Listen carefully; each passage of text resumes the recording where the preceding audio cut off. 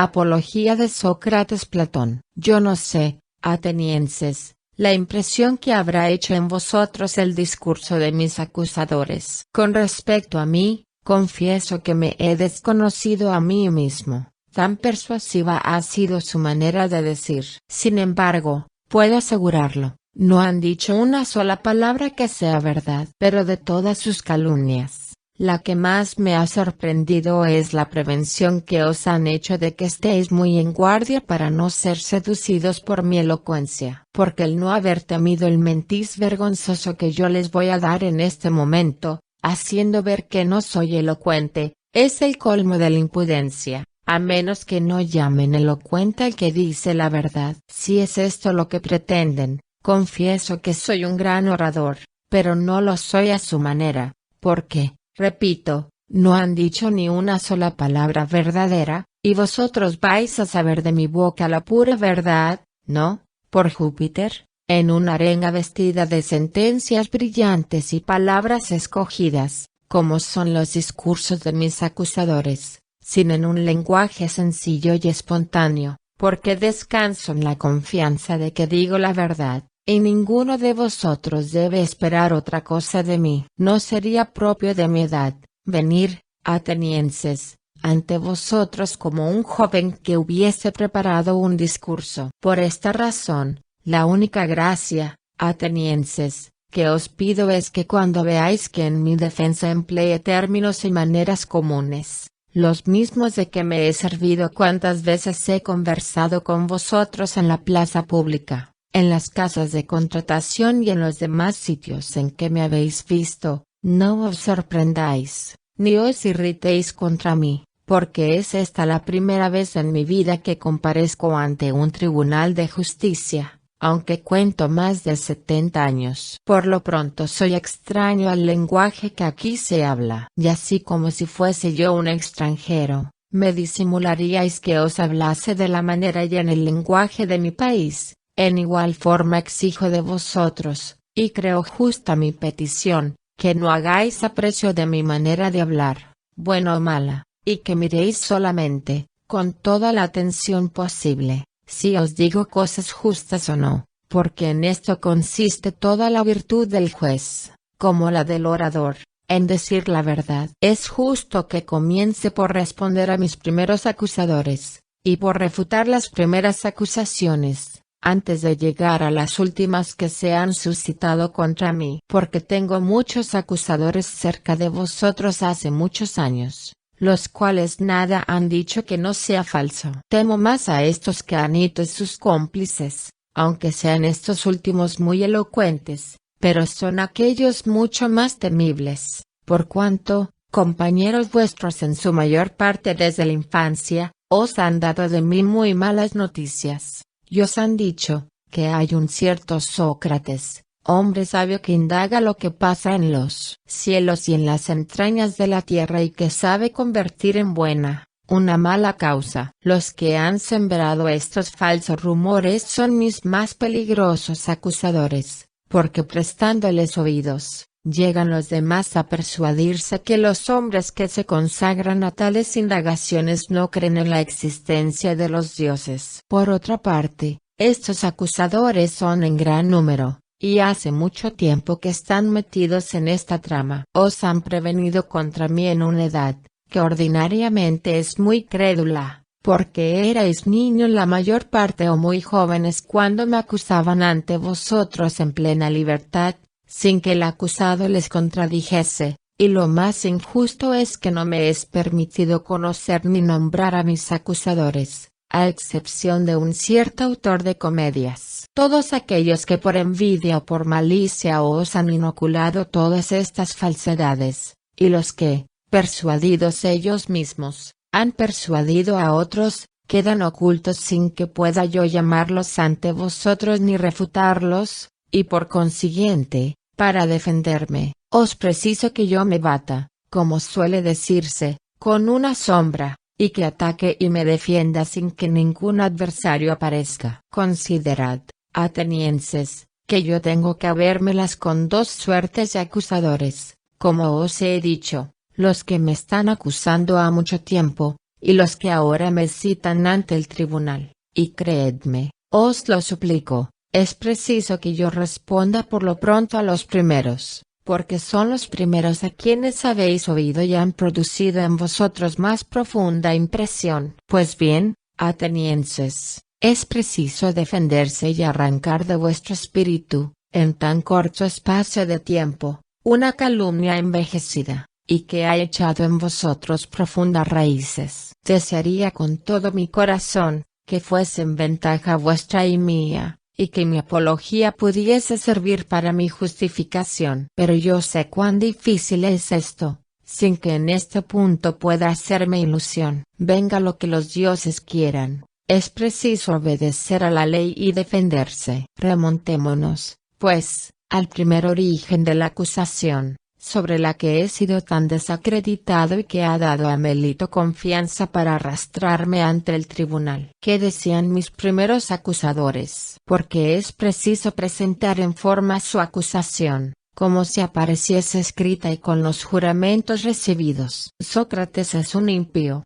por una curiosidad criminal quiere penetrar lo que pasa en los cielos y en la tierra, convierte en buena una mala causa, y enseña a los demás sus doctrinas. He aquí la acusación, ya la habéis visto en la comedia de Aristófanes, en la que se representa un cierto Sócrates, que dice, que se pasea por los aires y otras extravagancias semejantes, que yo ignoro absolutamente, y esto no lo digo, porque desprecio esta clase de conocimientos, si entre vosotros hay alguno entendido en ellos, que Melito no me formule nuevos cargos por esta concesión, sino que es solo para haceros ver, que yo jamás me he mezclado en tales ciencias, pudiendo poner por testigos a la mayor parte de vosotros, los que habéis conversado conmigo, y que estáis aquí en gran número. Os conjuro a que declaréis, si jamás me oísteis hablar de semejante clase de ciencias ni de cerca ni de lejos.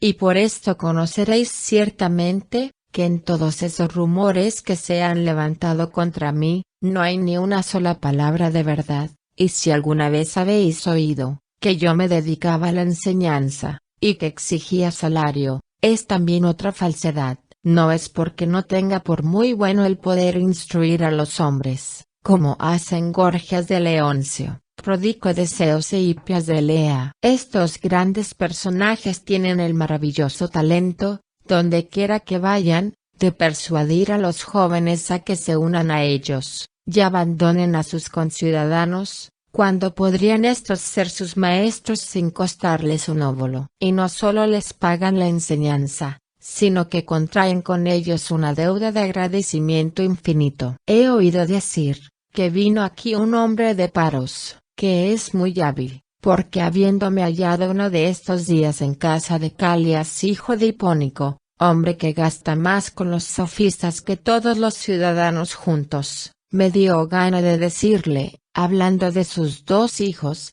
Calias, si tuvieses por hijos 2 potros o 2 terneros, no trataríamos de ponerles al cuidado de un hombre entendido, a quien pagásemos bien, para hacerlos tan buenos y hermosos, cuanto pudieran serlo, y les diera todas las buenas cualidades que debieran tener. ¿Y este hombre entendido no debería ser un buen picador y un buen labrador? Y puesto que tú tienes por hijos hombres, ¿qué maestro has resuelto darles? ¿Qué hombre conocemos que sea capaz de dar lecciones sobre los deberes del hombre y del ciudadano? Porque no dudo que hayas pensado en esto desde el acto que has tenido hijos, ¿y conoces alguno? Sí, me respondió Calias. Signo de interrogación abierta. ¿Quién es? Le repliqué, ¿de dónde es? ¿Y cuánto lleva? Es ébano. Sócrates, me dijo, es de Paros, y lleva 5 minas. Para lo sucesivo tendré a ébano por muy dichoso, si es cierto que tiene este talento y puede comunicarlo a los demás. Por lo que a mí toca, atenienses, me llenaría de orgullo y me tendría por afortunado, si tuviese esta cualidad, pero desgraciadamente no la tengo. Alguno de vosotros incidirá quizá, pero Sócrates, ¿qué es lo que haces? ¿De dónde nacen estas calumnias que se han propalado contra ti? Porque si te has limitado a hacer lo mismo que hacen los demás ciudadanos, jamás debieron esparcirse tales rumores. Dinos, pues, el hecho de verdad, para que no formemos un juicio temerario. Esta objeción me parece justa. Voy a explicaros lo que tanto me ha desacreditado y ha hecho mi nombre tan famoso. Escuchadme, pues. Quizá algunos de entre vosotros creerán que yo no hablo seriamente, pero estad persuadidos de que no os diré más que la verdad. La reputación que yo haya podido adquirir no tiene otro origen que una cierta sabiduría que existe en mí. ¿Cuál es esta sabiduría? Quizá es una sabiduría puramente humana, y corro el riesgo de no ser en otro concepto sabio, al paso que los hombres de que acabo de hablares, son sabios, de una sabiduría mucho más que humana. Nada tengo que deciros de esta última sabiduría, porque no la conozco, y todos los que me la imputan, mienten y solo intentan calumniarme. No os incomodéis, atenienses, si al parecer os hablo de mí mismo demasiado ventajosamente. Nada diré que proceda de mí, sino que lo testiguaré con una autoridad digna de confianza. Por testigo de mi sabiduría os daré al mismo Dios de Delfos, que os dirá si la tengo, y en qué consiste. Todos conocéis a Querofonte, mi compañero en la infancia, como lo fue de la mayor parte de vosotros, y que fue desterrado con vosotros, y con vosotros volvió. Ya sabéis qué hombre era Querofonte, y cuán ardiente era en cuanto emprendía. Un día, habiendo partido para Delfos, tuvo el atrevimiento de preguntar al oráculo: os suplico que no os irritéis de lo que voy a decir, si había en el mundo un hombre más sabio que yo. La Pitya le respondió que no había ninguno. Querofonte ha muerto, pero su hermano, que está presente, podrá dar fe de ello. Tened presente, atenienses, porque os refiero todas estas cosas, pues es únicamente para haceros ver de dónde proceden esos falsos rumores, que han corrido contra mí. Cuando supe la respuesta del oráculo, dije para mí: ¿qué quiere decir el Dios? ¿Qué sentido ocultan estas palabras? Porque yo sé sobradamente que en mí no existe semejante sabiduría, ni pequeña, ni grande. ¿Qué quiere, pues, decir, al declararme el más sabio de los hombres? Porque él no miente. La divinidad no puede mentir. Dudé largo tiempo del sentido del oráculo, hasta que por último, después de gran trabajo, me propuse hacer la prueba siguiente. Fui a casa de uno de nuestros conciudadanos, que pasa por uno de los más sabios de la ciudad. Yo creía que ahí mejor que en otra parte, encontraría materiales para rebatir al oráculo, y presentarle un hombre más sabio que yo, por más que me hubiere declarado el más sabio de los hombres. Examinando pues este hombre, de quien, baste deciros, que era uno de nuestros grandes políticos, sin necesidad de descubrir su nombre, y conversando con él, me encontré con que todo el mundo le creía sabio, que él mismo se tenía por tal, y que en realidad no lo era. Después de este descubrimiento me esforcé en hacerle ver que de ninguna manera era lo que él creía ser. Y he aquí ya lo que me hizo odioso a este hombre y a los amigos suyos que asistieron a la conversación. Luego que de él me separé, razonaba conmigo mismo, y me decía: yo soy más sabio que este hombre. Puede muy bien suceder, que ni él ni yo sepamos nada de lo que es bello y de lo que es bueno, pero hay esta diferencia, que él cree saberlo aunque no sepa nada, y yo, no sabiendo nada, creo no saber. Me parece, pues, que en esto yo, aunque poco más, era más sabio, porque no creía saber lo que no sabía. Desde ahí me fui a casa de otro que se le tenía por más sabio que el anterior, me encontré con lo mismo, y me granjeé nuevos enemigos. No por esto me desanimé, fui en busca de otros, conociendo bien que me hacía odioso, y haciéndome violencia, porque temía los resultados, pero me parecía que debía, sin dudar, preferir a todas las cosas la voz del Dios, y para dar con el verdadero sentido del oráculo, ir de puerta en puerta por las casas de todos aquellos que gozaban de gran reputación, pero, oh Dios, he aquí, atenienses, el fruto que saqué de mis indagaciones, porque es preciso deciros la verdad. Todos aquellos que pasaban por ser los más sabios, me parecieron no serlo, al paso que todos aquellos que no gozaban de esta opinión, los encontré en mucha mejor disposición para hacerlo. Es preciso que acabe de daros cuenta de todas mis tentativas, como otros tantos trabajos que emprendí para conocer el sentido del oráculo. Después de estos grandes hombres de estado me fui a los poetas, tanto a los que hacen tragedias como a los poetas ditirambicos y otros, no dudando que con ellos se me cogería infraganti, como suele decirse, encontrándome más ignorante que ellos. Para esto examiné las obras suyas que me parecieron mejor trabajadas, y les pregunté lo que querían decir, y cuál era su objeto, para que me sirviera de instrucción. Pudor tengo, atenienses, en deciros la verdad, pero no hay remedio, es preciso decirla. No hubo uno de todos los que estaban presentes, incluso los mismos autores, que supiese hablar ni dar razón de sus poemas. Conocí desde luego que no es la sabiduría la que guía a los poetas, sino ciertos movimientos de la naturaleza y un entusiasmo semejante al de los profetas y adivinos, que todos dicen muy buenas cosas, sin comprender nada de lo que dicen. Los poetas me parecieron estar en este caso, y al mismo tiempo me convencí, que a título de poetas se creían los más sabios en todas materias. Si bien nada entendían, les dejé, pues, persuadido que era yo superior a ellos, por la misma razón que lo había sido respecto a los hombres políticos. En fin, fui en busca de los artistas. Estaba bien convencido de que yo nada entendía de su profesión, que los encontraría muy capaces de hacer muy buenas cosas, y en esto no podía engañarme. Sabía en cosas que yo ignoraba, y en esto eran ellos más sabios que yo. Pero, atenienses, los más entendidos entre ellos me parecieron incurrir en el mismo defecto que los poetas, porque no hallé uno que, a título de ser buen artista, no se creyese muy capaz y muy instruido en las más grandes cosas, y esta extravagancia quitaba todo el mérito a su habilidad. Me pregunté, pues, a mí mismo, como si hablara por el oráculo, si querría más ser tal como soy sin la habilidad de estas gentes, e igualmente sin su ignorancia,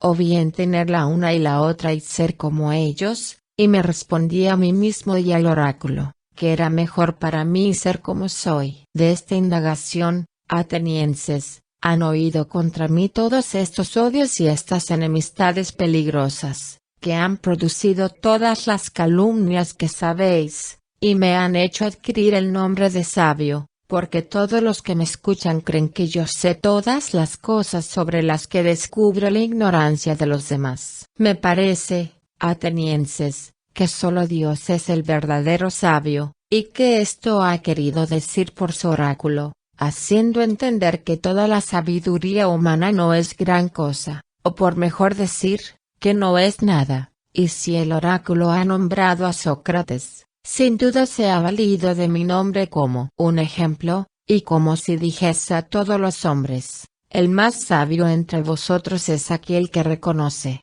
como Sócrates, que su sabiduría no es nada. Convencido de esta verdad, para asegurarme más y obedecer al Dios, continué mis indagaciones, no solo entre nuestros conciudadanos, sino entre los extranjeros, para ver si encontraba algún verdadero sabio, y no habiéndole encontrado tampoco, sirvo de intérprete al oráculo, haciendo ver a todo el mundo, que ninguno es sabio. Esto me preocupa tanto, que no tengo tiempo para dedicarme al servicio de la República ni al cuidado de mis cosas, y vivo en una gran pobreza a causa de este culto que rindo a Dios. Por otra parte, muchos jóvenes de las más ricas familias en sus ocios se unen a mí de buen grado, y tienen tanto placer en ver de qué manera pongo a prueba a todos los hombres que quieren imitarme con aquellos que encuentran, y no hay que dudar que encuentran una buena cosecha, porque son muchos los que creen saberlo todo,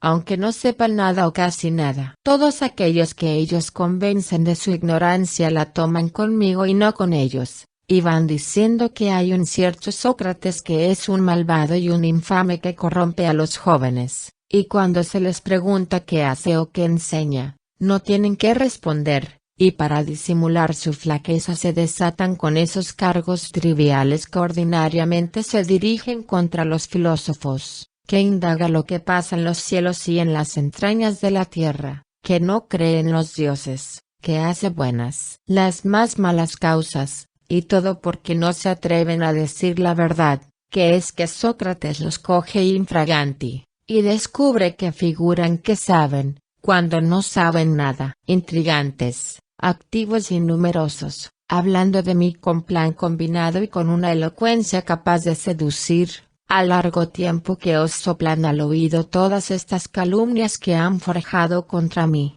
y hoy han destacado con este objeto a Melito, Anito y Licón. Melito representa a los poetas, Anito los políticos y artistas y Licón los oradores. Esta es la razón por qué, como os dije al principio, tendría por un gran milagro, si en tan poco espacio pudiese destruir una calumnia, que ha tenido tanto tiempo para echar raíces y fortificarse en vuestro espíritu. He aquí, atenienses, la verdad pura, no os oculto ni disfrazo nada, aun cuando no ignoro que cuanto digo no hace más que envenenar la llaga, y esto prueba que digo la verdad, y que tal es el origen de estas calumnias. Cuantas veces queráis tomar el trabajo de profundizarlas, sea ahora o sea más adelante, os convenceréis plenamente de que es este el origen. Aquí tenéis una apología que considero suficiente contra mis primeras acusaciones. Pasemos ahora a los últimos, y tratemos de responder a Melito, a este hombre de bien,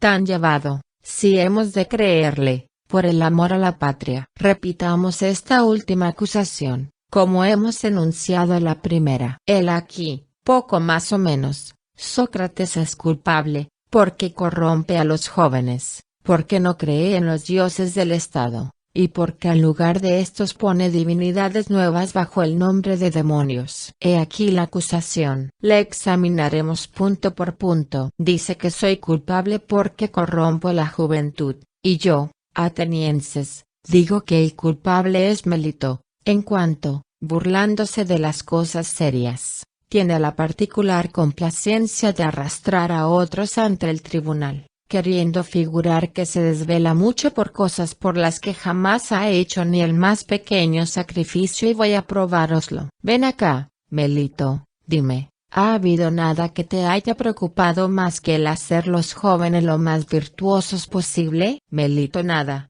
indudablemente. Sócrates: pues bien, di a los jueces cuál será el hombre que mejorará la condición de los jóvenes. Porque no puede dudarse que tú lo sabes, puesto que tanto te preocupa esta idea. En efecto, puesto que has encontrado al que los corrompe, y hasta le has denunciado ante los jueces, es preciso que digas quién los hará mejores. Habla, veamos quién es. ¿Lo ves ahora, Melito? Tú callas, estás perplejo, y no sabes qué responder. ¿Y no te parece esto vergonzoso? ¿No es una prueba cierta de que jamás ha sido objeto de tu cuidado la educación de la juventud? Pero, repito, excelente Melito, ¿quién es el que puede hacer mejores a los jóvenes? Melito: las leyes. Sócrates: Melito, no es eso lo que pregunto. Yo te pregunto quién es el hombre, porque es claro que la primera cosa que este hombre debe saber son las leyes. Melito: son,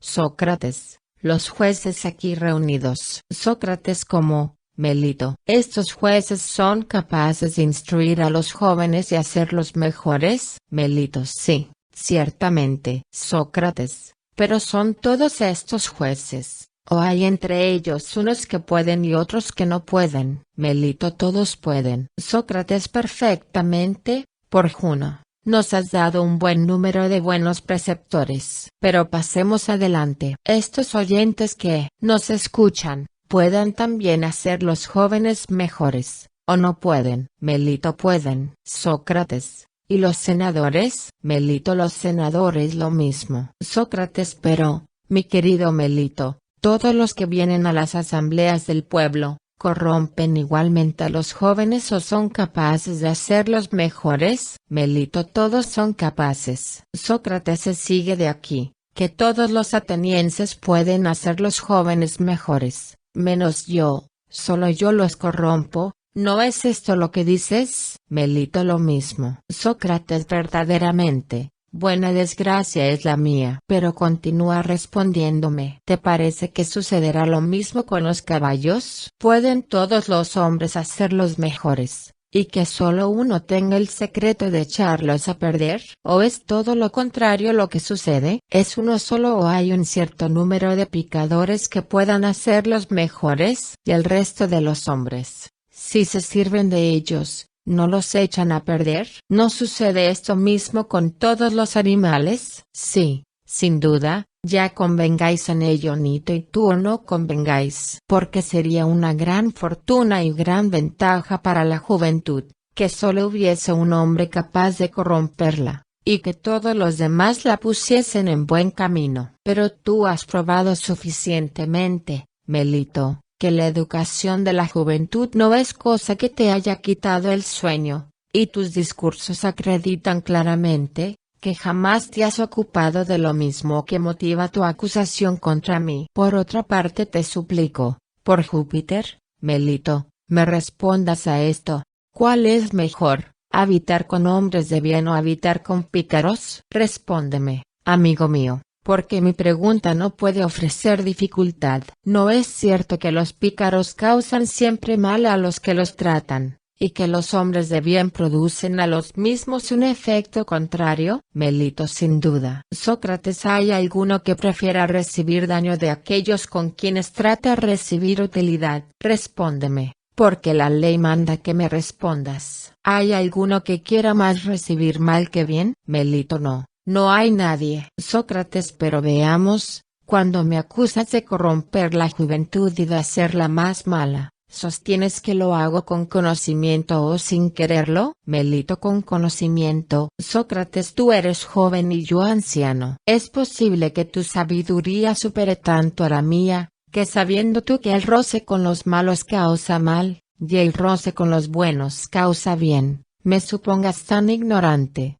que no sepa que si convierto en malos los que me rodean, me expongo a recibir mal, y que a pesar de esto insista y persista, queriéndolo y sabiéndolo? En este punto, Melito, yo no te creo ni pienso que haya en el mundo quien pueda creerte. Una de dos, o yo no corrompo a los jóvenes, o si los corrompo lo hago sin saberlo y a pesar mío, y de cualquiera manera que sea eres un calumniador. Si corrompo a la juventud a pesar mío, la ley no permite citar a nadie ante el tribunal por faltas involuntarias, sino que lo que quiere es, que se llame aparte a los que las cometen, que se los reprenda, y que se los instruya, porque es bien seguro, que estando instruido cesaría de hacer lo que hago a pesar mío. Pero tú, con intención, lejos de verme e instruirme, me arrastras ante este tribunal, donde la ley quiere que se cite a los que merecen castigos, pero no a los que solo tienen necesidad de prevenciones. Así, atenienses, he aquí una prueba evidente, como os decía antes, de que Melito jamás ha tenido cuidado de estas cosas, jamás ha pensado en ellas. Sin embargo, responda aún, y dinos cómo corrompo a los jóvenes. Según tu denuncia, enseñándoles a no reconocer los dioses que reconoce la patria, y enseñándoles además a rendir culto, bajo el nombre de demonios, a otras divinidades. ¿No es esto lo que dices? Melito, sí, es lo mismo. Sócrates, Melito, en nombre de esos mismos dioses de que ahora se trata, explícate de una manera un poco más clara, por mí y por estos jueces, porque no acabo de comprender. Si me acusas de enseñar que hay muchos dioses, y en este caso, si creo que hay dioses, no soy ateo, y falta la materia para que sea yo culpable,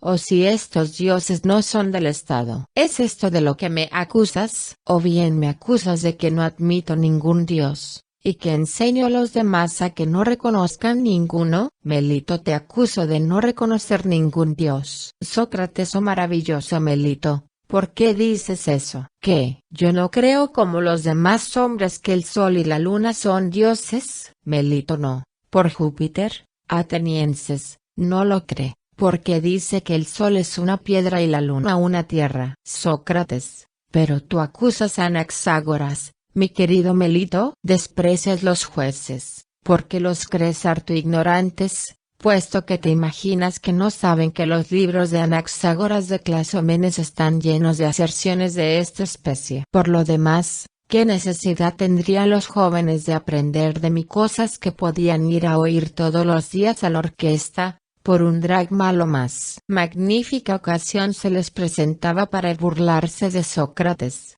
Si Sócrates atribuyese doctrinas que no son suyas y tan extrañas y absurdas por otra parte. Pero dime, en nombre de Júpiter, ¿pretendes que yo no reconozco ningún dios? Melito, sí. Por Júpiter, tú no reconoces ninguno. Sócrates, dices, Melito, cosas increíbles, ni estás tampoco de acuerdo contigo mismo. A mi entender parece, atenienses, que Melito es un insolente, que no ha intentado esta acusación sino para insultarme, con toda la audacia de un imberbe, porque justamente solo ha venido aquí para tentarme y proponerme un enigma, diciéndose a sí mismo veamos, si Sócrates, este hombre que pasa por tan sabio, reconoce que burlo y que digo cosas que se contradicen, o si consigo engañar, no solo a él, sino a todos los presentes. Efectivamente se contradice en su acusación, porque es como si dijera, Sócrates es culpable en cuanto no reconoce dioses y en cuanto lo reconoce. Signo de interrogación abierta. ¿Y no es esto burlarse? Así lo juzgo yo. Seguidme, pues, atenienses, os lo suplico, y como os dije al principio, no os irritéis contra mí. Si os hablo a mi manera ordinaria. Respóndeme, Melito. ¿Hay alguno en el mundo que crea que hay cosas humanas y que no hay hombres? Jueces, mandad que responda, y que no haga tanto ruido. ¿Hay quien crea que hay reglas para enseñar a los caballos, y que no hay caballos? ¿Que hay tocadores de flauta, y que no hay aires de flauta? No hay nadie. Excelente Melito. Yo responderé por ti si no quieres responder. Pero dime, ¿hay alguno que crea en cosas propias de los demonios, y que, sin embargo, crea que no hay demonios? Melito, no,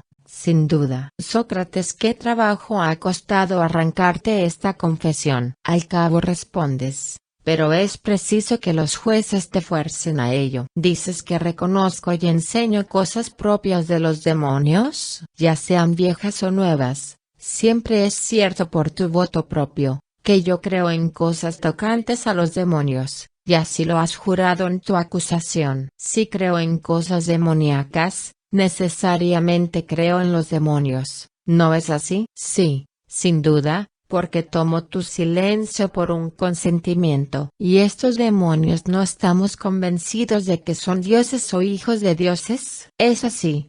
¿Sí o no? Melito, sí. Sócrates, por consiguiente, puesto que yo creo en los demonios, según tu misma confesión, y que los demonios son dioses, he aquí la prueba de lo que yo decía, de que tú nos proponías enigmas para divertirte a mis expensas, diciendo que no creo en los dioses, y que, sin embargo, creo en los dioses, puesto que creo en los demonios. Y si los demonios son hijos de los dioses, hijos bastardos, si se quiere, puesto que se dice que han sido habidos de ninfas o de otros seres mortales, ¿quién es el hombre que pueda creer que hay hijos de dioses, y que no hay dioses? Esto es tan absurdo como creer que hay mulos nacidos de caballos y asnos, y que no hay caballos ni asnos. Así, Melito, no puede menos de que hayas intentado esta acusación contra mí, por solo probarme, y a falta de pretexto legítimo, por arrastrarme ante el tribunal, porque a nadie que tenga sentido común puedes persuadir jamás de que el hombre que cree que hay cosas concernientes a los dioses y a los demonios, pueda creer,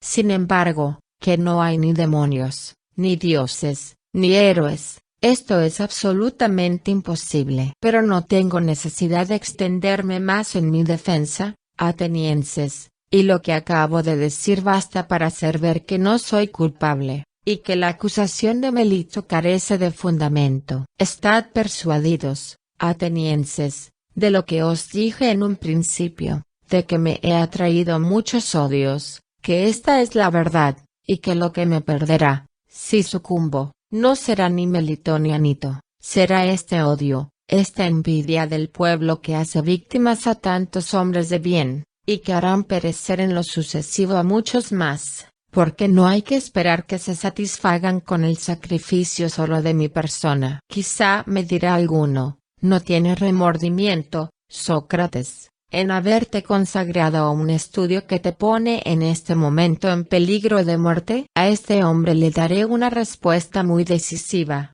y le diré que se engaña mucho al creer que un hombre de valor tome en cuenta los peligros de la vida o de la muerte. Lo único que debe mirar en todos sus procederes es ver si lo que hace es justo o injusto, si es acción de un hombre de bien o de un malvado. De otra manera se seguiría que los semidioses que murieron en el sitio de Troya debieran ser los más insensatos, y particularmente el hijo de Fetis, que, para evitar su deshonra, despreció el peligro hasta el punto, que, impaciente por matar a Héctor y requerido por la diosa su madre, que le dijo, si mal no me acuerdo, hijo mío, si vengas la muerte de Patroclo, tu amigo, matando a Héctor, tú morirás porque tu muerte debe seguir a la de Héctor. Él, después de esta amenaza, despreciando el peligro y la muerte y temiendo más vivir como un cobarde, sin vengar a sus amigos, que yo muera al instante, gritó, con tal que castigue al asesino de Patroclo, y que no quede yo deshonrado, sentado en mis buques, peso inútil sobre la tierra. ¿Os parece que se inquietaba Fetis del peligro de la muerte? Es una verdad constante, atenienses, que todo hombre que ha escogido un puesto que ha creído honroso, o que ha sido colocado en él por sus superiores, debe mantenerse firme, y no debe temer ni la muerte, ni lo que haya de más terrible, anteponiendo a todo el honor. Me conduciría de una manera singular y extraña, atenienses, si después de haber guardado fielmente todos los puestos a que me han destinado nuestros generales en Potidea, en Anfípolis y en Delio, y de haber expuesto mi vida tantas veces, ahora que el Dios me ha ordenado, porque así lo creo, pasar mis días en el estudio de la filosofía, estudiándome a mí mismo y estudiando a los demás, abandonase este puesto por miedo a la muerte o a cualquier otro peligro. Verdaderamente esta sería una deserción criminal, y me haría acreedora que se me citara ante este tribunal como un impío, que no cree en los dioses, que desobedece al oráculo, que teme la muerte y que se cree sabio, y que no lo es. Porque temer la muerte, atenienses, no es otra cosa que creerse sabio sin serlo, y creer conocer lo que no se sabe. En efecto, nadie conoce la muerte, ni sabe si es el mayor de los bienes para el hombre. Sin embargo, se la teme, como si se supiese con certeza que es el mayor de todos los males.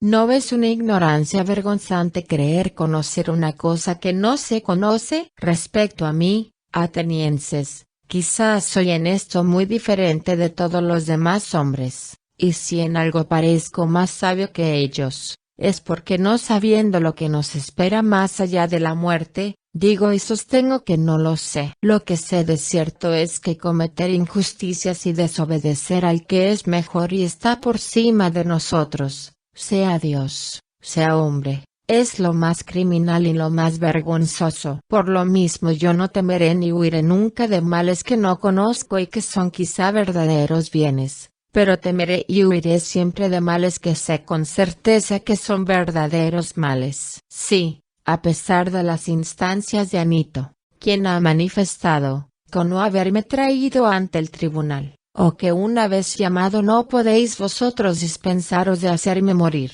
porque, dice, que si me escapase de la muerte, vuestros hijos, que son ya afectos a la doctrina de Sócrates, serían irremisiblemente corrompidos. Me dijisteis, Sócrates, en nada estimamos la acusación, Anito, y te declaramos absuelto, pero es a condición de que cesarás de filosofar y de hacer tus indagaciones acostumbradas, y si reincides, y llega a descubrirse, tú morirás. Si me dieseis libertad bajo estas condiciones, os respondería sin dudar, atenienses, os respeto y os amo, pero obedeceré a Dios antes que a vosotros, y mientras yo viva no cesaré de filosofar, dándoos siempre consejos, volviendo a mi vida ordinaria, y diciendo a cada uno de vosotros cuando os encuentre, buen hombre, como siendo ateniense y ciudadano de la más grande ciudad del mundo por su sabiduría y por su valor, como no te avergüenzas de no haber pensado más que en amontonar riquezas, en adquirir crédito y honores, de despreciar los tesoros de la verdad y de la sabiduría, y de no, 69, trabajar para hacer tu alma tan buena como pueda serlo. Y si alguno me niega que se halle en este estado, y sostiene que tiene cuidado de su alma, no se lo negaré al pronto, pero le interrogaré, le examinaré, le refutaré, y si encuentro que no es virtuoso, pero que aparenta serlo, le echaré en cara que prefiere cosas tan abyectas y tan perecibles a las que son de un precio inestimable. He aquí de qué manera hablaré a los jóvenes y a los viejos, a los ciudadanos y a los extranjeros, pero principalmente a los ciudadanos, porque vosotros me tocáis más de cerca, porque es preciso que sepáis que esto es lo que el Dios me ordena, y estoy persuadido de que el mayor bien, que ha disfrutado esta ciudad, es este servicio continuo que yo rindo al Dios. Toda mi ocupación es trabajar para persuadiros, jóvenes y viejos, que antes que el cuidado del cuerpo y de las riquezas, antes que cualquier otro cuidado, es el del alma y de su perfeccionamiento, porque no me canso de deciros que la virtud no viene de las riquezas, sino por el contrario, que las riquezas vienen de la virtud, y que es de aquí de donde nacen todos los demás bienes públicos y particulares. Si diciendo estas cosas corrompo la juventud, es preciso que estas máximas sean una ponzoña, porque si se pretende que digo otra cosa, se os engaña o se os impone. Dicho esto, no tengo nada que añadir. Haced lo que pide Anito, o no lo hagáis, dadme libertad, o no me la deis. Yo no puedo hacer otra cosa, aunque hubiera de morir 1000 veces. Pero no murmuréis, atenienses, y concededme la gracia que os pedí al principio, que me escuchéis con calma, calma que creo que no os será infructuosa, porque tengo que deciros otras muchas cosas que quizá os harán murmurar, pero no os dejéis llevar de vuestra pasión. Estad persuadidos de que si me hacéis morir en el supuesto de lo que os acabo de declarar, el mal no será solo para mí. En efecto, ni Anito, ni Melito pueden causarme mal alguno, porque el mal no puede nada contra el hombre de bien. Me harán quizá condenar a muerte, o a destierro, o a la pérdida de mis bienes y de mis derechos de ciudadano, males espantosos a los ojos de Melito y de sus amigos, pero yo no soy de su dictamen. A mi juicio, el más grande de todos los males es hacer lo que Anito hace en este momento, que es trabajar para hacer morir un inocente. En este momento, atenienses, no es en manera alguna por amor a mi persona por lo que yo me defiendo, y sería un error el creerlo así, sino que es por amor a vosotros,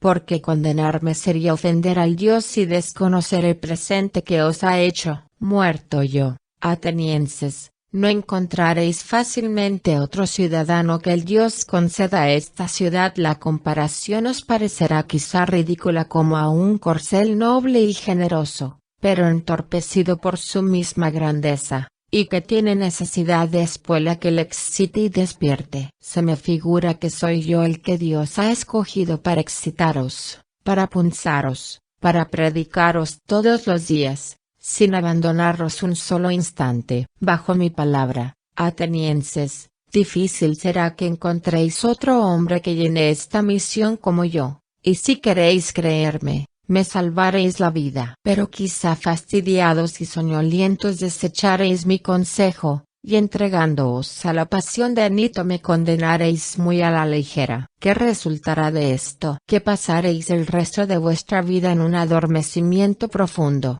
a menos que el Dios no tenga compasión de vosotros, y os envíe otro hombre que se parezca a mí. Que ha sido Dios el que me ha encomendado esta misión para con vosotros es fácil inferirlo. Por lo que os voy a decir, hay un no sé qué de sobrehumano en el hecho de haber abandonado yo durante tantos años mis propios negocios por consagrarme a los vuestros, dirigiéndome a cada uno de vosotros en particular, como un padre o un hermano mayor puede hacerlo, y exhortándoos sin cesar a que practiquéis la virtud. Si yo hubiera sacado alguna recompensa de mis exhortaciones, tendríais algo que decir. Pero veis claramente que mis mismos acusadores, que me han calumniado con tanta impudencia, no han tenido valor para echármelo en cara, y menos para probar con testigos que yo haya exigido jamás ni pedido el menor salario, y en prueba de la verdad de mis palabras os presento un testigo irrecusable, mi pobreza. Quizá parecerá absurdo que me haya entrometido a dar a cada uno en particular lecciones, y que jamás me haya atrevido a presentarme en vuestras asambleas, para dar mis consejos a la patria. ¿Quién me lo ha impedido,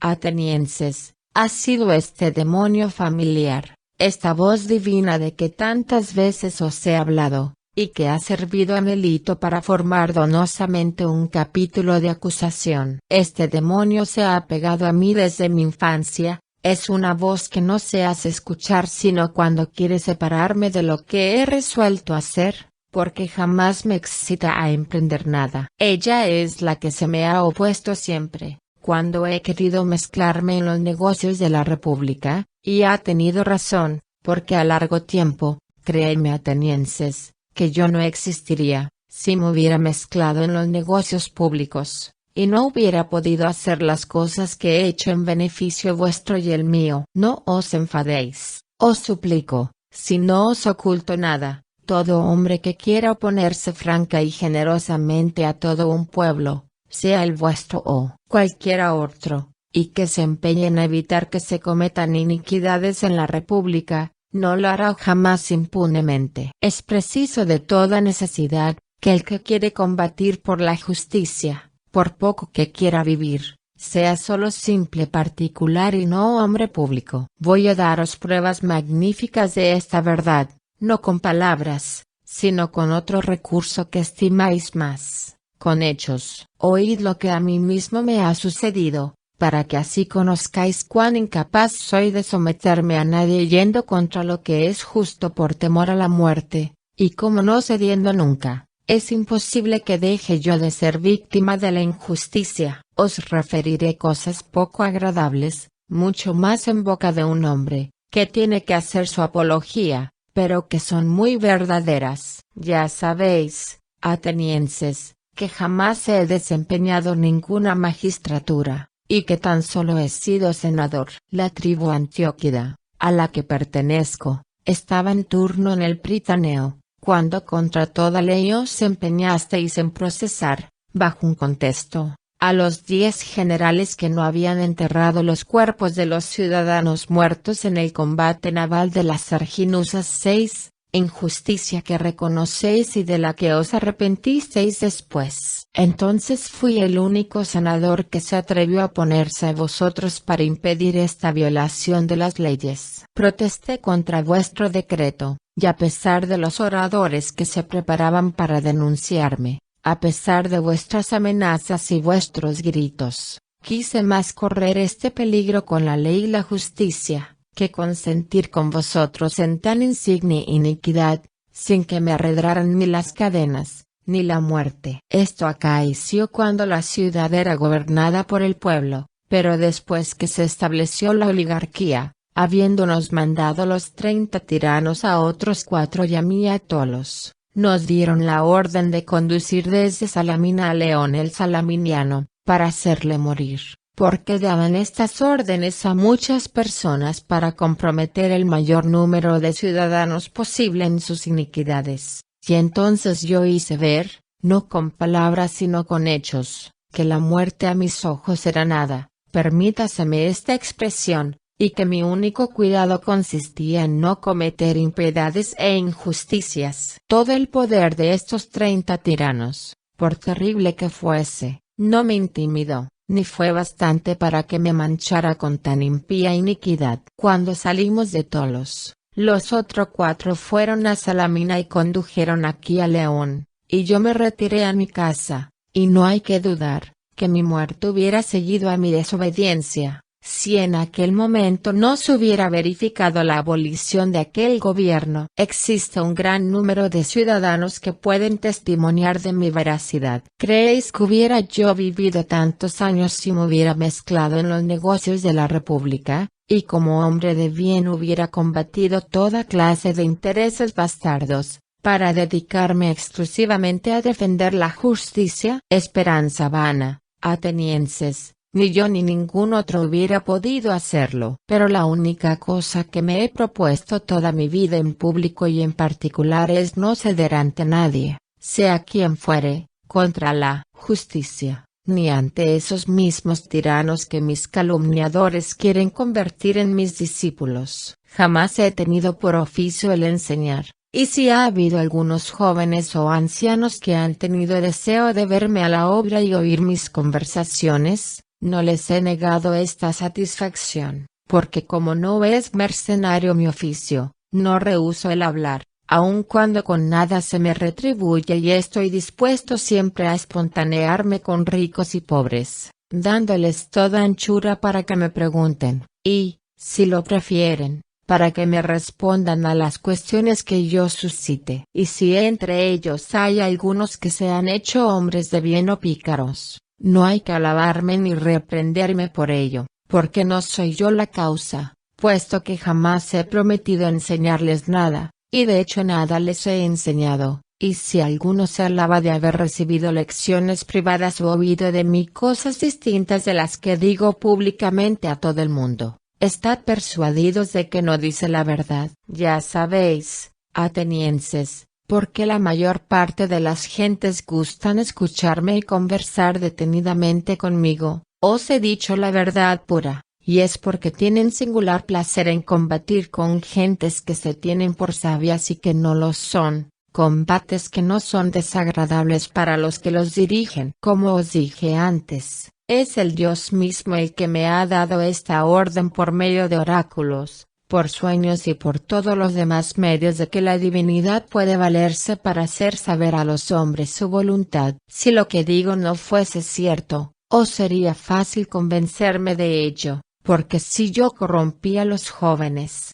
y de hecho estuviesen ya corrompidos, sería preciso que los más avanzados en edad, y que saben en conciencia que les he dado perniciosos consejos en su juventud, se levantasen contra mí y me hiciesen castigar, y si no querían hacerlo, sería un deber en sus parientes, como sus padres, sus hermanos, sus tíos, venir a pedir venganza contra el corruptor de sus hijos, de sus sobrinos, de sus hermanos. Veo muchos que están presentes, como Quetón, que es de mi pueblo y de mi edad, padre de Critóbulo, que aquí se halla, Lisanias de Sfetios, padre de Esquines, también presente, Antifón, también del pueblo de Cefisa y padre de Epígenes, y muchos otros, cuyos hermanos han estado en relación conmigo, como Nicostrates, hijo de Sótidas y hermano de Teodoto, que ha muerto, que por lo tanto no tiene necesidad del socorro de su hermano. Veo también a Parales,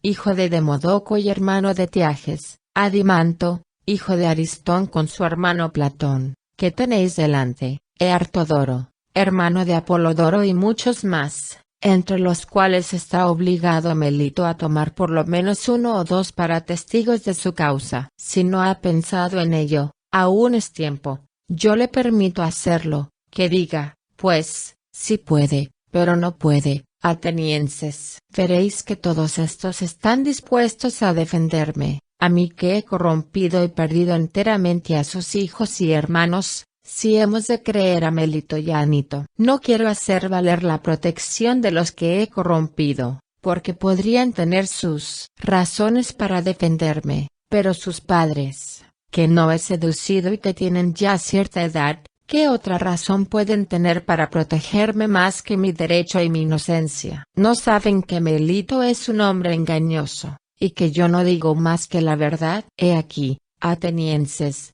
las razones de que puedo valerme para mi defensa. Las demás que paso en silencio son de la misma naturaleza. Pero quizá habrá alguno entre vosotros, que acordándose de haber estado en el puesto en que yo me hallo, se irritará contra mí, porque peligros mucho menores los ha conjurado, suplicando a sus jueces con lágrimas, y, para excitar más la compasión, haciendo venir aquí sus hijos, sus parientes y sus amigos. Mientras que yo no he querido recurrir a semejante aparato, a pesar de las señales que se advierten de que corro el mayor de todos los peligros. Quizá presentándose a su espíritu esta diferencia, les agriará contra mí, y dando en tal situación su voto, le darán con indignación. Si hay alguno que abrigue estos sentimientos, lo que no creo, y solo lo digo en hipótesis, la excusa más racional de que puedo valerme con él es decirle,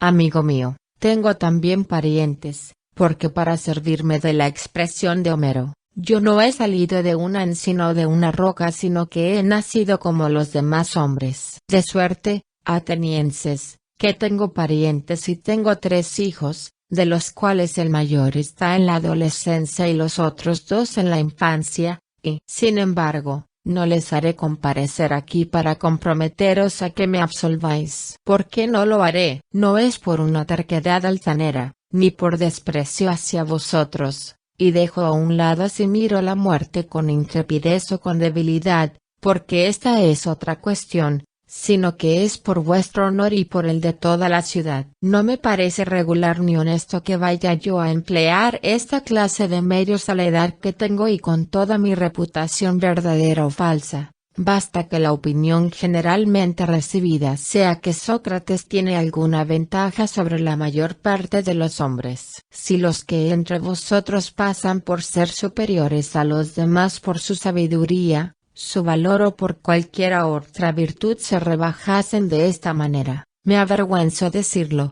como muchos que he visto, que habiendo pasado por grandes personajes, hacían, sin embargo, cosas de una bajeza sorprendente cuando se los juzgaba, como si estuviesen persuadidos de que sería para ellos un gran mal si les hacían morir, y de que serían inmortales si los absolvían. Repito que obrando así, harían la mayor afrenta a esta ciudad, porque darían lugar a que los extranjeros creyeran, que los más virtuosos, de entre los atenienses, preferidos para obtener los más altos honores y dignidades por elección de los demás, en nada se diferenciaban de miserables mujeres, y esto no debéis hacerlo, atenienses, vosotros que habéis alcanzado tanta nombradía, y si quisiéramos hacerlo, estáis obligados a impedirlo y declarar que condenaréis más pronto a aquel que recurra a estas escenas trágicas para mover a compasión, poniendo en ridículo vuestra ciudad, que aquel que espere tranquilamente la sentencia que pronunciéis. Pero sin hablar de la opinión, atenienses, no me parece justo suplicar al juez ni hacerse absolver a fuerza de súplicas. Es preciso persuadirle y convencerle, porque el juez no está sentado en su silla para complacer violando la ley, sino para hacer justicia obedeciéndola. Así es como lo ha ofrecido por juramento, y no está en su poder hacer gracia a quien la agrade, porque está en la obligación de hacer justicia. No es conveniente que os acostumbremos al perjurio, ni vosotros debéis dejaros acostumbrar, porque los unos y los otros seremos igualmente culpables para con los dioses. No esperéis de mí, atenienses, que yo recurra para con vosotros a cosas que no tengo por buenas, ni justas, ni piadosas, y menos que lo haga en una ocasión en que me veo acusado de impiedad por Melito, porque si os ablandase con mis súplicas y os forzase a violar vuestro juramento,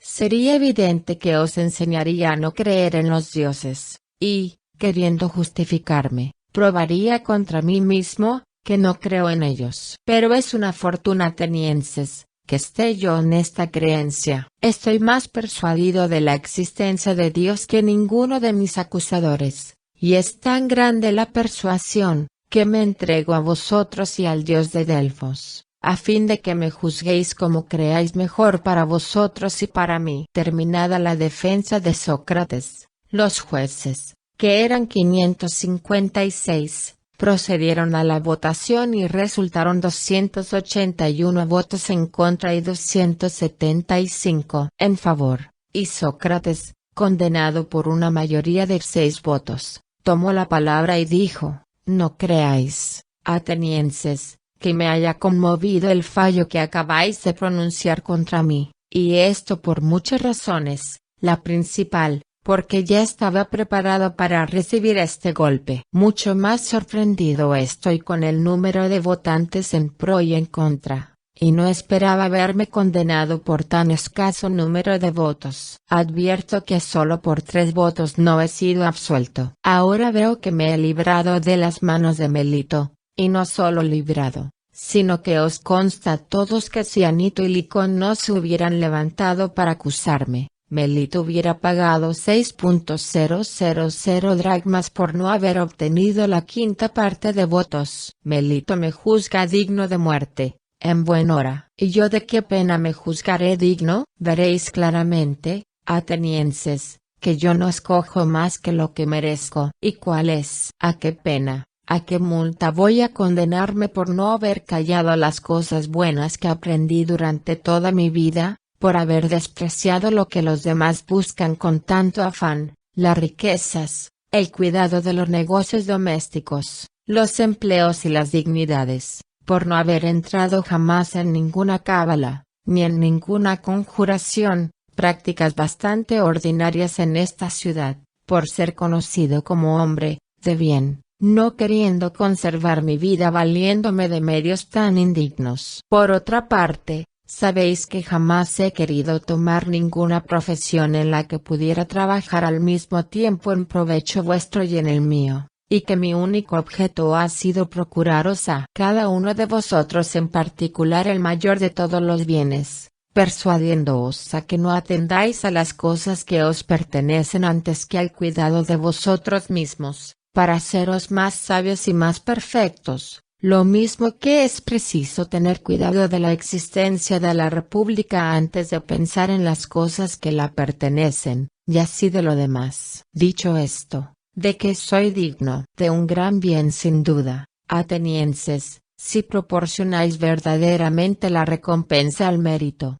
de un gran bien que pueda convenir a un hombre tal como yo. ¿Y qué es lo que conviene a un hombre pobre, que es vuestro bienhechor, y que tiene necesidad de un gran desahogo para ocuparse en exhortaros? Nada le conviene tanto, atenienses, como el ser alimentado en el Pritaneo, y esto le es más debido que a los que entre vosotros han ganado el premio en las corridas de caballos y carros en los Juegos Olímpicos, porque estos con sus victorias hacen que aparezcamos felices, y yo os hago, no en la apariencia, sino en la realidad. Por otra parte, estos no tienen necesidad de este socorro, y yo la tengo. Si en justicia es preciso adjudicarme una recompensa digna de mí, esta es la que merezco, el ser alimentado en el Pritaneo. Al hablaros así, atenienses, quizá me acusaréis de que lo hago con la terquedad y arrogancia con que deseché antes los lamentos y las súplicas. Pero no hay nada de eso. El motivo que tengo es,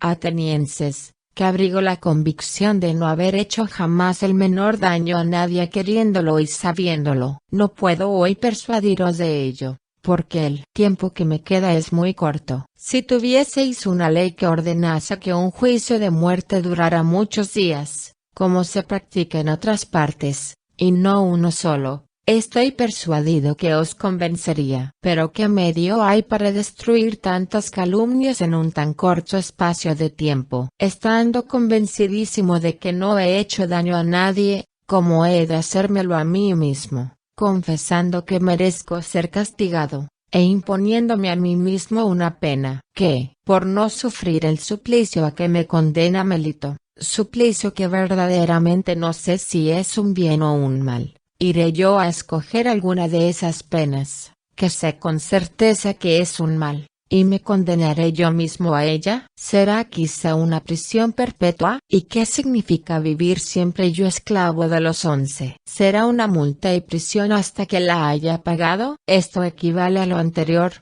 porque no tengo con qué pagarla. ¿Me condenaré a destierro? Quizá confirmaríais mi sentencia. Pero era necesario que me obcecara bien el amor a la vida. Atenienses, si no viera que si vosotros, que sois mis conciudadanos, no habéis podido sufrir mis conversaciones ni mis máximas, y de tal manera os han irritado que no habéis parado hasta deshaceros de mí, con mucha más razón los de otros países no podrían sufrirme. Preciosa vida para Sócrates, si a sus años, arrojado de Atenas, se viera errante de ciudad en ciudad como un vagabundo y como un proscrito. Sé bien, que, a doquiera que vaya, los jóvenes me escucharán, como me escuchan en Atenas, pero si los rechazo harán que sus padres me destierren, y si no los rechazo, sus padres y parientes me arrojarán por causa de ellos. Pero me dirá quizá alguno, signo de exclamación abierta, que, Sócrates, si marchas desterrado no podrás mantenerte en reposo y guardar silencio. Ya veo que este punto es de los más difíciles para hacerlo comprender a alguno de vosotros, porque si os digo que callar en el destierro sería desobedecer a Dios, y que por esta razón me es imposible guardar silencio, no me creeríais y miraríais esto como una ironía. Y si por otra parte os dijese que el mayor bien del hombre es hablar de la virtud todos los días de su vida y conversar sobre todas las demás cosas que han sido objeto de mis discursos, ya sea examinándome a mí mismo, ya examinando a los demás, porque una vida sin examen no es vida, aún me creeríais menos. Así es la verdad, atenienses, por más que se os resista creerla. En fin, no estoy acostumbrado a juzgarme acreedor a ninguna pena. Verdaderamente si fuese rico, me condenaría a una multa tal, que pudiera pagarla, porque esto no me causaría ningún perjuicio, pero no puedo, porque nada tengo, a menos que no queráis que la multa sea proporcionada a mi indigencia, y en este concepto podría extenderme hasta una mina de plata, ya esto es a lo que yo me condeno. Pero Platón, que está presente, Critón, Critobulo y Apolodoro, quieren que me extienda hasta 30 minas, de que ellos responden, me condeno pues a 30 minas, y he aquí mis fiadores, que ciertamente son de mucho abono. Habiéndose Sócrates condenado a sí mismo a la multa por obedecer a la ley, los jueces deliberaron y le condenaron a muerte, y entonces Sócrates tomó la palabra y dijo, en verdad, atenienses, por demasiada impaciencia y precipitación vais a cargar con un baldón y dar lugar a vuestros envidiosos enemigos a que acusen a la República de haber hecho morir a Sócrates, a este hombre sabio, porque para agravar vuestra vergonzosa situación, ellos me llamarán sabio aunque no lo sea. En lugar de que si hubieseis tenido un tanto de paciencia, mi muerte venía de suyo, y hubieseis conseguido vuestro objeto. Porque ya veis que en la edad que tengo estoy bien cerca de la muerte. No digo esto por todos los jueces, sino tan solo por los que me han condenado a muerte, y a ellos es a quienes me dirijo. ¿Creéis que yo hubiera sido condenado, si no hubiera reparado en los medios para defenderme? ¿Creéis que me hubieran faltado palabras insinuantes y persuasivas? No son las palabras, atenienses, las que me han faltado. Es la imprudencia de no haberos dicho cosas que hubierais gustado mucho de oír.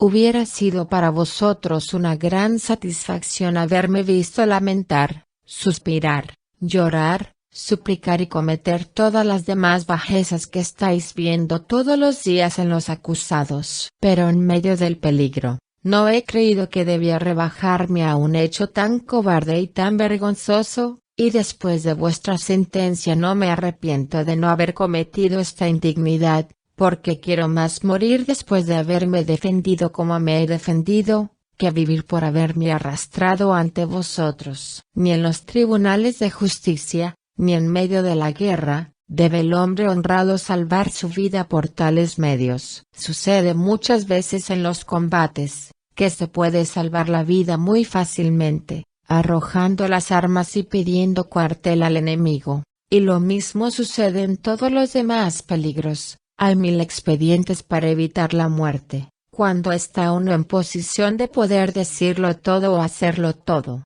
Atenienses, no es lo difícil evitar la muerte, lo es mucho más evitar la deshonra, que marcha más ligera que la muerte. Esta es la razón, por qué, viejo y pesado como estoy, me he dejado llevar por la más pesada de las dos, la muerte, mientras que la más ligera, el crimen, está adherida a mis acusadores, que tienen vigor y ligereza. Yo voy a sufrir la muerte, a la que me habéis condenado, pero ellos sufrirán la iniquidad y la infamia a que la verdad les condena. Con respecto a mí, me atengo a mi castigo, y ellos se atendrán al suyo. En efecto, quizá las cosas han debido pasar así, y en mi opinión no han podido pasar de mejor modo. Oh vosotros, que me habéis condenado a muerte, quiero predeciros lo que os sucederá, porque me veo en aquellos momentos, cuando la muerte se aproxima, en que los hombres son capaces de profetizar el porvenir.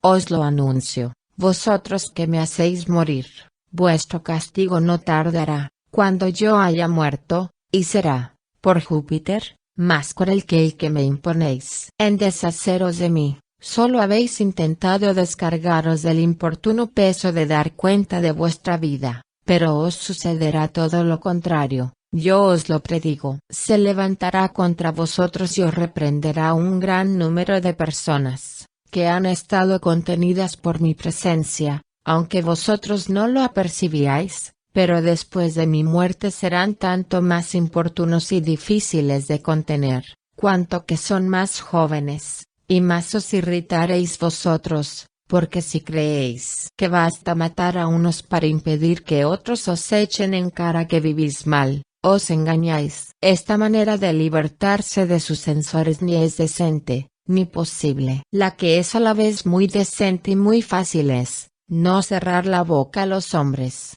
sino hacerse mejor. Lo dicho basta para los que me han condenado, y los entrego a sus propios remordimientos. Con respecto a los que me habéis absuelto con vuestros votos, atenienses, conversaré con vosotros con el mayor gusto, mientras que los 11 estén ocupados, y no se me conduzca al sitio donde deba morir. Concededme, os suplico, un momento de atención, porque nada impide que conversemos juntos, puesto que da tiempo. Quiero deciros, como amigos, una cosa que acaba de sucederme, y explícanos lo que significa. Sí, jueces míos, y llamándoos así no me engaño en el nombre, me ha sucedido hoy una cosa muy maravillosa. La voz divina de mi demonio familiar que me hacía advertencias tantas veces, y que en las menores ocasiones no dejaba jamás de separarme de todo lo malo que iba a emprender, hoy, que me sucede lo que veis, y lo que la mayor parte de los hombres tienen por el mayor de todos los males. Esta voz no me ha dicho nada, ni esta mañana cuando salí de casa, ni cuando he venido al tribunal, ni cuando he comenzado a hablares. Sin embargo, me ha sucedido muchas veces, que me he interrumpido en medio de mis discursos, y hoy a nada se ha opuesto, haya dicho o hecho yo lo que quisiera. ¿Qué puede significar esto? Voy a decíroslo. Es que hay trazas de que lo que me sucede es un gran bien, y nos engañamos todos sin duda, si creemos que la muerte es un mal. Una prueba evidente de ello es que si yo no hubiese de realizar hoy algún bien, el Dios no hubiera dejado de advertírmelo como acostumbra. Profundicemos un tanto la cuestión, para hacer ver que es una esperanza muy profunda la de que la muerte es un bien. Es preciso de dos cosas una,